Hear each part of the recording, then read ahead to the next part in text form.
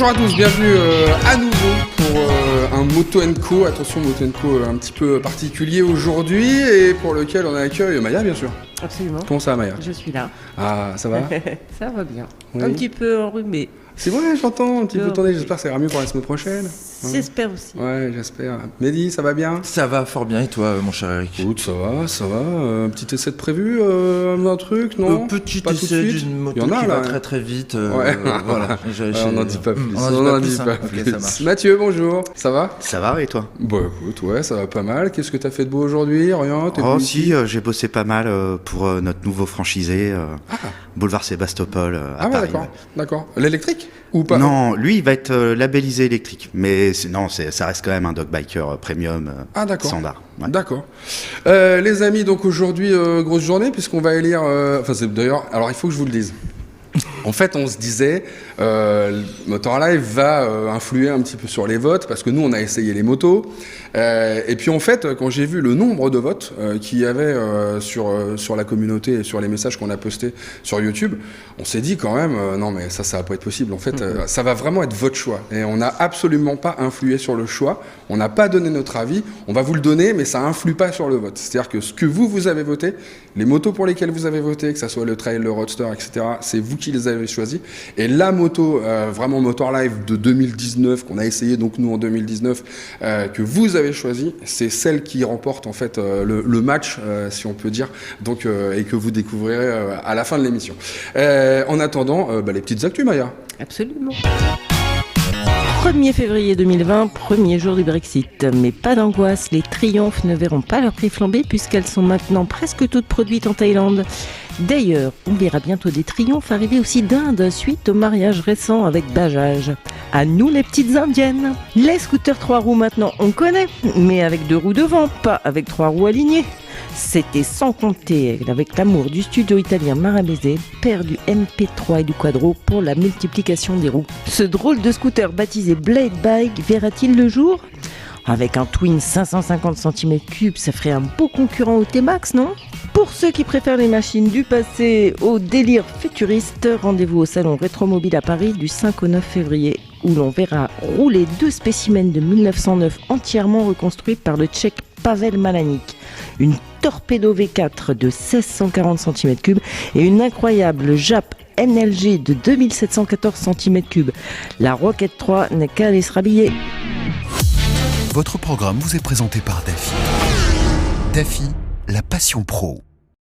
Qu'est-ce qu'on fait? On passe tout de suite au shopping ou on attend encore un petit peu? Parce que je sens que vous regardez mon petit truc là, vous croyez quoi? C'est un sextoy ou quoi?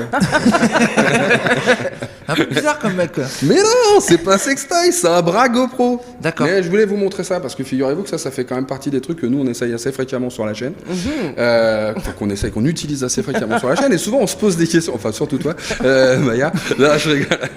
Et comment tu l'essayes? Non, c'est pas ça. Mais c'est vrai que souvent on peut se demander parfois comment on fait pour faire les images embarquées, etc. Et pour tous ceux d'entre vous qui de temps en temps voulez vous essayer aussi à faire des images de quand vous roulez, etc. Franchement, moi j'ai découvert ça un peu sur le tard, on avait des trucs de dingue avant. Et en fait ce truc est super pratique. Comme celui qui vide les poubelles. il est super pratique celui-là. C'est fou ce studio, je l'adore. Non mais en fait je vous présente ce truc parce que franchement on l'utilise assez fréquemment sur les essais. Et depuis que j'ai découvert ce truc, franchement c'est hyper pratique. Pourquoi? Parce que vous avez la petite pince, et je vais vous le faire à la Maryse. Vous avez la pince qui est super dure. Et normalement quand on attache un truc, normalement ça peut pas s'en aller. Et ça c'est vachement bien. Ça permet de bouger la caméra très très vite quand vous avez une petite GoPro attachée au bout. Ça permet de le mettre dans plein d'endroits différents. De la moto, bien sûr.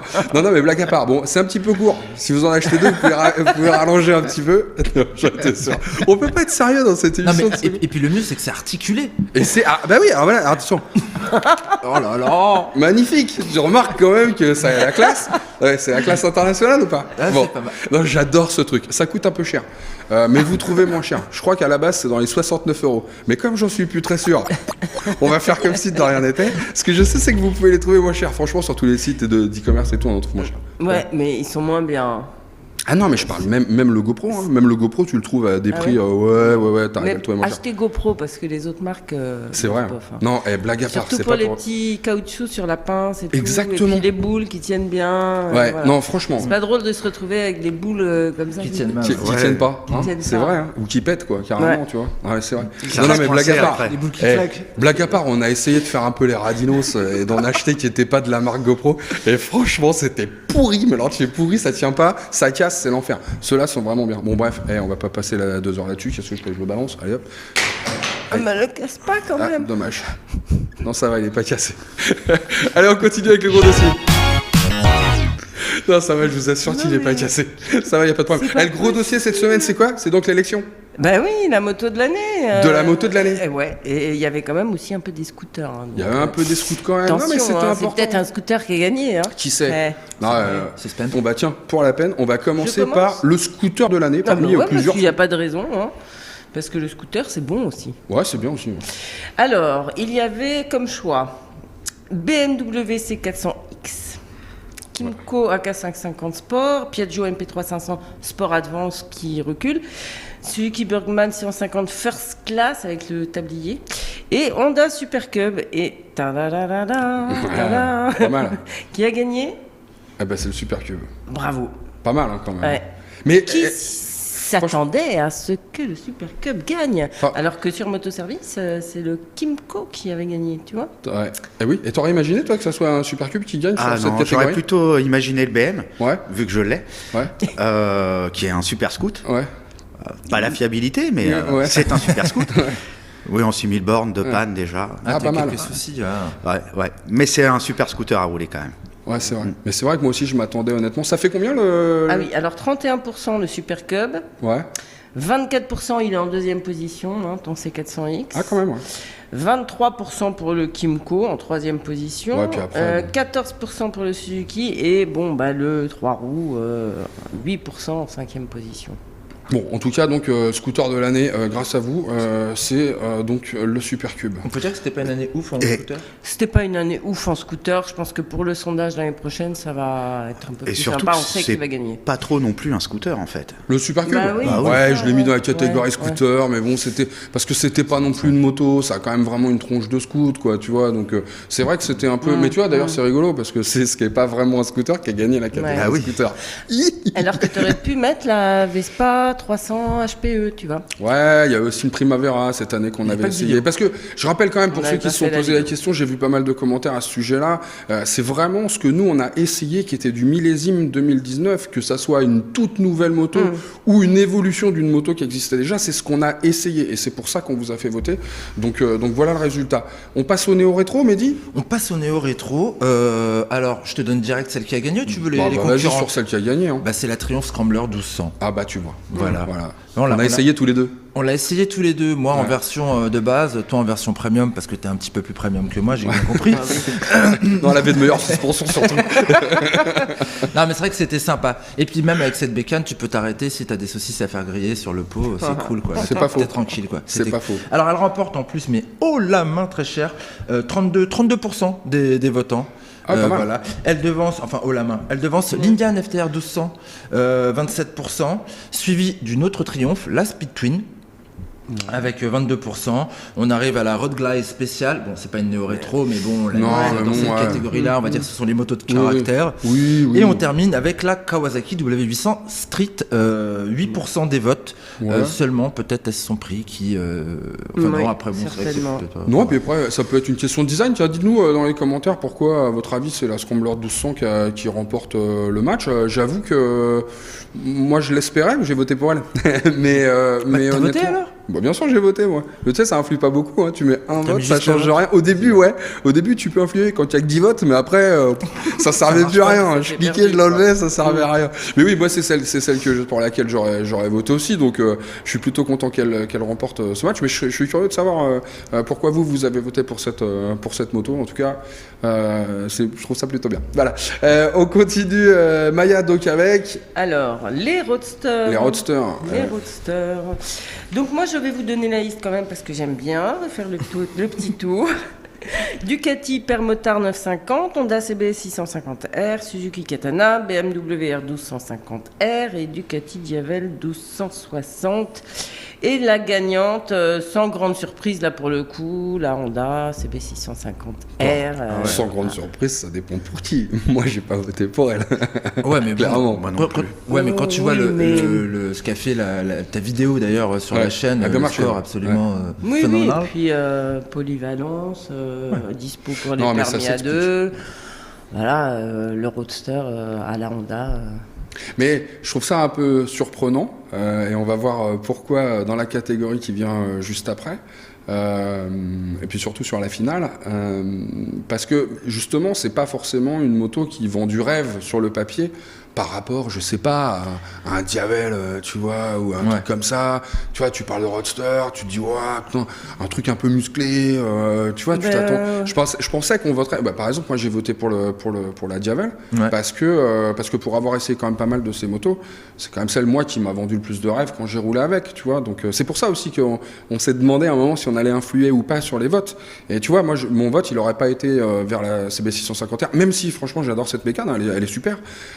C'est vrai que c'était un très bon essai, c'était très sympa, c'est une super petite bécane et je comprends, c'est très pragmatique comme vote. Raison, et les gens peuvent se l'offrir. Mais c'est marrant parce que c'est pas vrai pour toutes les catégories. Mais voilà. surtout quand tu vois que justement ça colle un petit peu aussi au marché, puisque le marché délaisse les gros roadsters surpuissants, etc. Donc je trouve que c'est à peu près cohérent, moi, par rapport à ce qu'on voit dans la rue ou à ce qu'on peut lire en commentaire, aussi bien sur Motoservice que sur Motorlive. Et elle gagne avec pas mal d'avance, 30%, quand la deuxième, c'est l'hypermotard Ducati, est à 21%. C'est marrant, ça se vend pas en plus. Alors que ça se vend pas du tout. Là, non, mais là, c'est le vote rêve. Voilà. C'est là où là tu votes le kiff. Mais il y a quand même des gens sérieux apparemment. Moi j'aurais peut-être voté pour la BM, tu vois, pour le coup. Toi t'aurais voté pour la BM, toi? Parce que j'ai adoré faire cet essai et puis ce bicylindre pour le coup, tu vois, j'aurais peut-être voté pour celle-là. C'est objectivement une super bécane. Oui. Ah bah oui. Mais tu vois là tu vois, c'est un peu trop cher. On n'aurait pas, même si on avait filé 5 points, tu vois, chacun a une moto de toute façon, ou 10.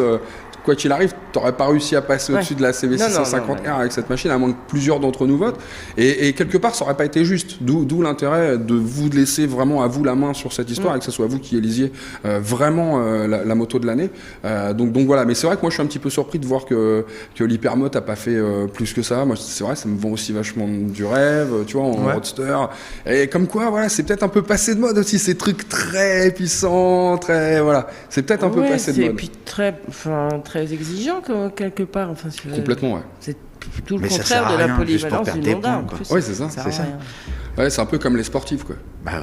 Et d'ailleurs, on va parler de ça. Sans transition. Et on va savoir. Je crois que tu as les résultats sur la sportive de l'année. Dans les concurrentes, on a la BMW S1000RR, l'Aprilia RSV4, on a une Kawasaki ZX6R, les nouvelles R1, R1 RAM, et on termine avec la GSX R1000 qui a eu quelques petites évolutions cette année. Est-ce que j'ai le droit de dire que quand même il y avait du lourd de chez lourd? Il y a du cheval.